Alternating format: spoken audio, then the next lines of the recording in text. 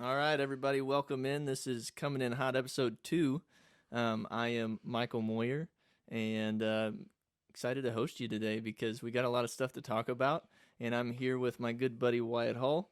And so, Wyatt, just real quick, I just want to point out this is something that you dreamed up a long time ago, and we wanted to do, but we didn't get to because of a lot of reasons.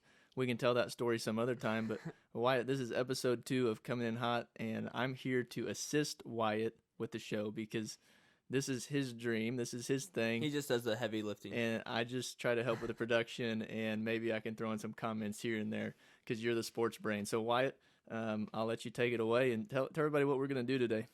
So we're talking about Mountain View Liberty versus Lamar in the sectional game. This is coming up Saturday.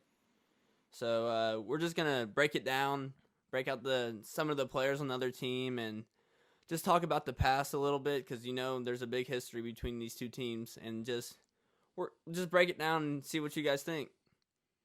Yeah, absolutely. So, Wyatt, one of the things that we talked about when we were getting ready for this matchup is that there's a lot of familiar names on the roster for Mountain View Liberty. So tell us a little bit about what you see there and what kind of positions they're at and how we can watch out for that. So we got a couple familiar names. I'm just going to read down the list.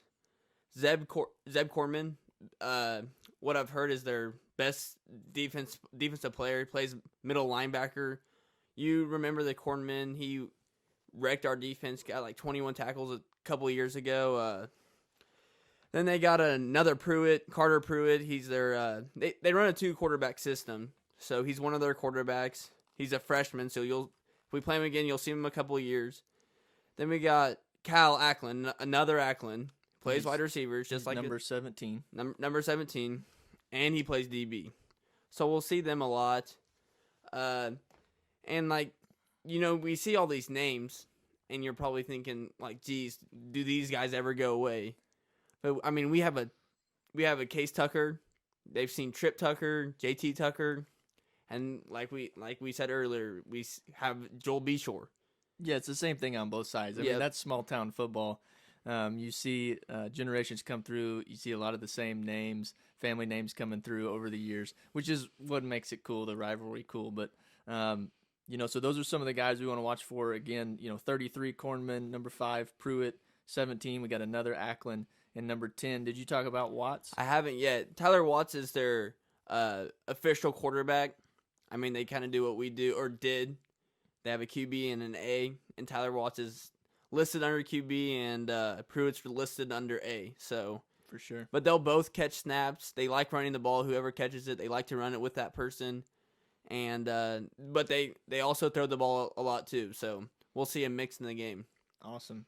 So when we talk about the matchup, Mountain View Liberty and Lamar, I know some people from Mountain View Liberty just from work over the years and different things, and we're definitely the thorn in their side. For sure. There's no doubt about that. I mean, we know that through other folks that their whole motivation has been to beat Lamar. Like that is from day one in weights. Their state championship. That is the state championship. Maybe they don't even have any thoughts yet after that. I think they know. I mean, for years we all know that the winner of that game was going to win the state title. So presumably, without talking about ourselves, they should probably at least have 3 state championships. Yeah, that's what I was gonna say. They should obviously have several. It's an amazing program. Crazy. So we can't ever look past Mountain View Liberty.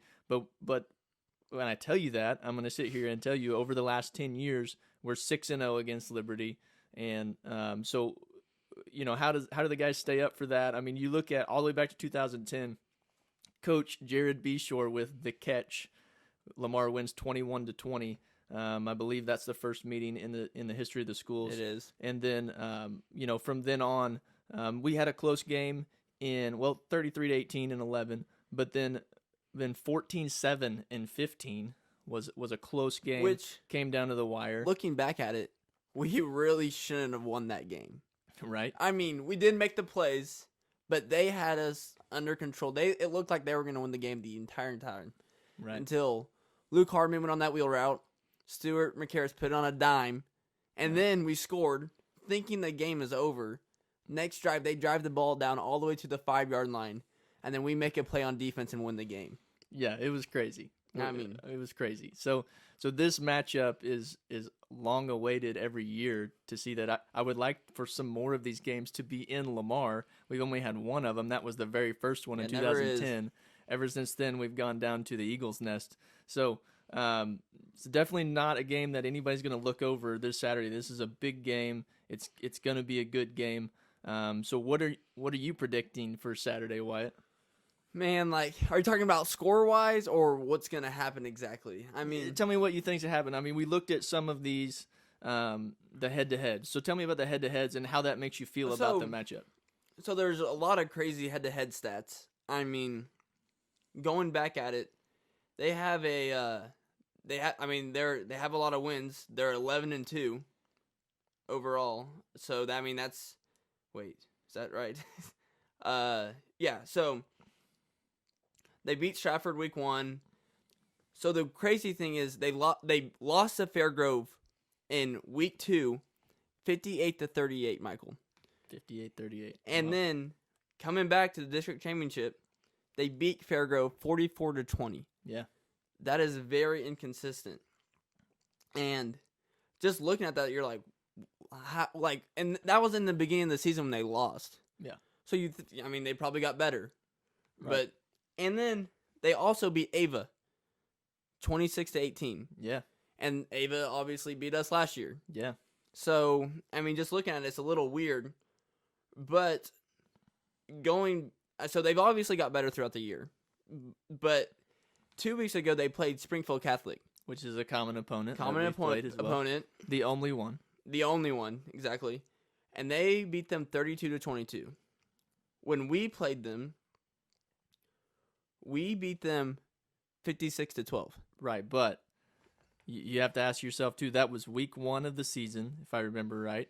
And maybe Catholic's gotten better since then. That is true. It's just looking at it from the outside point of view. You look at the head-to-heads, and you got to weigh them. We're looking at it that view. But, they're probably looking at, man, we lost to McDonald County. I think the score is 42-41. Mm-hmm. And they're like, okay, well, if they lost to Matt County, don't you think, they're thinking this is our year, right? Yeah, if we're going to beat them, this is our year. But looking at it, their win percentage is 83%. They're 10-2. We're 9-1. They score 27 points per game. We score 43. Mm-hmm. They allow 18. We allow 15. Yeah, I think it's something to be said, and we'll talk about this a lot probably on this show over the next couple months over different things, but about playing in the Big 8 conference. I think it's totally fair to say that the Big 8 conference in Southwest Missouri is like the SEC of Class 3 football. Especially now. That there's West and East. Totally, and you've expanded bigger teams. And it does hurt a little bit losing Carl Junction in that, yeah. but that was something. They were so much bigger than everybody else too. So losing them, it wasn't as big of a deal. And now we got Reeds in it and totally. Catholic, so. But we have to play through that gauntlet, and it always prepares us. I go back to, I believe it was 2009 maybe, or maybe it was 10. A couple years before we won the first state title, we were making it deep into the playoffs, like Final Four, and we were sub 500 going into the Class 2 playoffs because we were just getting whooped by the Big 8. But we would get down and we would play Class 2 schools, and it was like, wow, this is a whole different ball game. Exactly. So I think that's Lamar's plus, and I think it's a good thing. Yeah. It prepares us for the playoffs. I feel like. Oh, you would never want to leave. Like would Kentucky ever want to lead the SEC? No, I don't think so. Yes, they get whooped a lot, but when they have those good teams, exactly. It refines them. Losing a game doesn't make you lose a state championship unless it's in the playoffs. Right. So like we said, we lost to Matt County. We didn't have a great game. We also had a couple starters out, but losing that game I think helped us more than hurt us. Well, yeah. Sometimes it galvanizes a team when you look at that, and the guys. Lose a tough one, then it's like, oh wait, maybe we're not going to go undefeated. Perfect. Yeah, so we can roll on and we can go from here.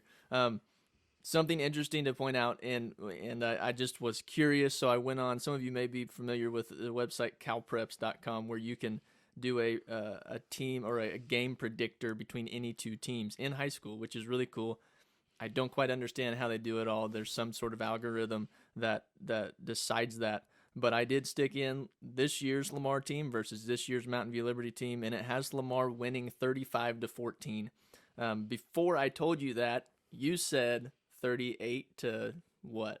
I think I said 30. I think I said 33-15. Yeah, something like that. So Wyatt is right on the I mean, Cal Preps prediction. So we'll see how it turns out. I'm a homer. We both are homers, of course, but I like the Tigers in this game. Just for the history of going down there, and we know what we've done there. The one thing that's interesting to me is none of these guys have ever played Mountain View Liberty, which is crazy. Right. I mean, when you asked me when the last time we played was, and I said, well, I think it was a couple years ago, and you were like, no, I never played them. So that's amazing to me because all the recent history that we've had with Mountain View Liberty. And so the last time we played them was 2016, if I'm correct. Yes. So these guys have never played in the Eagles Nest. They've been to games, I'm sure, to watch. But so that's a dynamic that we got to watch out for. One thing that we didn't mention that's important, and this is looking down the road. I mean, we can do that because we're not playing, so we can look down the road. The players can't do that.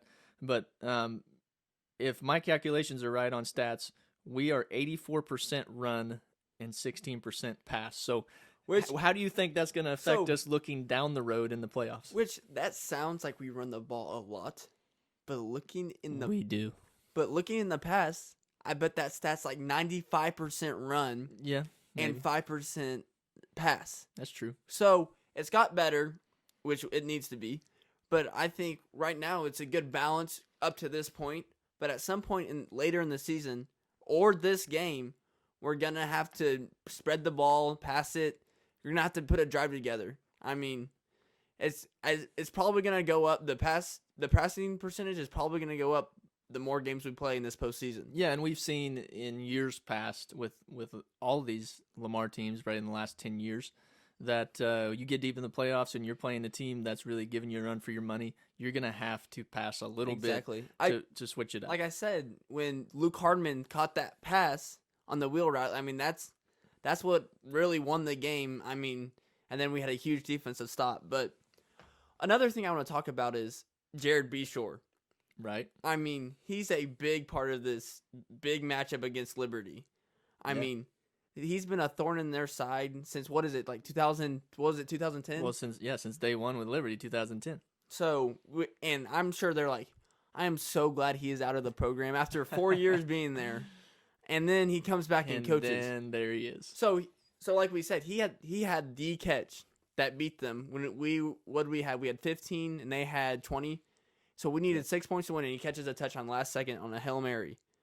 And then after that, what I've heard is they put his face in their weight room and look at it every single day. I don't know if they slap it, throw darts at it. But you think they still do that? I mean, these kids were like, 8 years old in 2010. Saying that, their special teams coach played against Jared Beshore. Right. Jared Beshore actually guarded him. So he's like, man, well, he's back. Let's put that picture back up of his face. Yeah. I mean, I bet he wants to see it as motivation. Yeah, totally. So that's maybe in his office now, and he's throwing darts at it. Exactly. And their new head coach, Brock Kinnigan, is their old defensive coordinator. So he knows it. He's been around for the rivalry. So maybe it's coming back, and I mean, it sucks because they thought they were done with Jared, and then he comes back as a head coach. Yeah. And Joel's playing now too, so they're like, geez. Exactly. So interesting storylines to watch this year. A lot of different things. A lot of the same names we've seen on both sides, which makes it fun. The Tigers are hoping on Saturday, Wyatt, to make it 7-0 versus Liberty and move on again into the playoffs. One quick thing, because we went a little longer than we thought we would. We're about 15 minutes, if you can believe it. Jeez. We've been rolling on this subject. But I want to point out that I feel like Coach Jared Beshore has gotten a slight. He should have been, in my opinion, the coach of the year. He has a solid case as a rookie coach in the Big 8. What are your thoughts on this, Wyatt, and how do you feel about it? As a person from Lamar, you have to think it should have been Jared Beshore. I mean, you have to think, but even if you weren't from Lamar, you still have to think that way because he came in us in Webb City, the greatest program in Missouri history in football, and is having a better season or supposed to have a better season than we did last year. Right. I mean, first year head coach, rookie head coach, coaching his little brother. It's so not like there's he's a lot old. of different dynamics there, and just coming with the adversity, and then coming in and coaching this well, which Coach Parnell, he won the rookie of the year or the coach of the year. Yeah. Which he's obviously one of the greatest coaches in Missouri history. Totally. We're not taking anything away from Coach Parnell. That's no doubt. I mean, I just think we just think there's a solid case for Jared Beshore. I'm pretty sure that guy's won it too. I'm pretty sure he has. And if he has, you just think, man, this guy came in and what is he 9-1 and took over for a legend in Scott Bailey. So seriously, I don't know. Big shoes to fill. So we just put it this way: he's our coach of the year for the Big Eight. So we'll put it that way. Huge snub. Yeah, huge snub. All right, guys, if you're all listening, check out the game Saturday, 1 p.m. It's going to be at Mountain View Liberty in the Eagles Nest. So, game. Harsh environment to go play in. Great atmosphere, awesome high school football. If you don't have anything going on Saturday, make sure you catch it. Also, if you can't be there, you can always watch it. I think it's $5 on Misha. Yeah, 5 or 10, something like that. Don't bait me into that. We'll have the Misha discussion later. I'm not excited about how they've done their live streams, but Wyatt, good stuff on Lamar versus Mountain View Liberty.